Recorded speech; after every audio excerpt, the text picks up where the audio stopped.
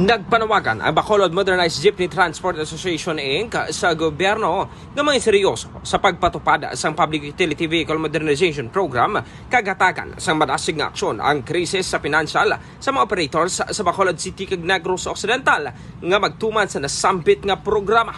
Suno kay Marcelo L. Ocha, Public Information Officer sa Public Utility Vehicle Modernization Program or sa modernized jeepney, madamo sa mga driver at konduktor kag pamilya ang posible mawadaan sang palangitanaan matapos makabaton sa foreclosure orders kag demand letters gikan sa mga bangko. Kunsirin pila saba 8 ka mga miyembro sa transport group tungod sa pagtaas ang presyo sa langis, mabugat nga monthly amortization kag ang padayon nga pagbiyahe o nga biyahe sa mga iligal nga kolorom. Tungod sini formal nga nagpadala sang sulat ang grupo sa Department of Transportation or DOTR sa pamuno ni Acting Secretary Giovanni Z. Lopez kag Land Transportation Franchising and Regulatory Board sa pagpamuno ni Chair Vigor D. Mendoza II para hinuon ang pagbuhat sang Urgent Coordination Conference, Loan Restructuring or Moratorium sa pautang kag pagdakop sa mga kolorum, pag-review sa mga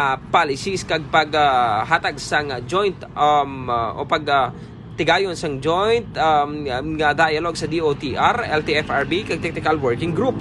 Bisan pa na-receive sang LTFRB Region 6 ang nga sulat sang Hulyo 29, 2026 nakalipas na ang masobra isa kasi manapang wala pagid sige po na paton ang sabat gikan sa ahensya. Samtang padayon naman nga nagalaw mga operators nga mahatagan sa nagakaigong nga solusyon ang ila panawagan. Sa lugang impormasyon natin matiyan ang payag ni Sir Marcelo L. Ocha, ang Public Information Officer sa Modernized Jeepney Transport Association Inc.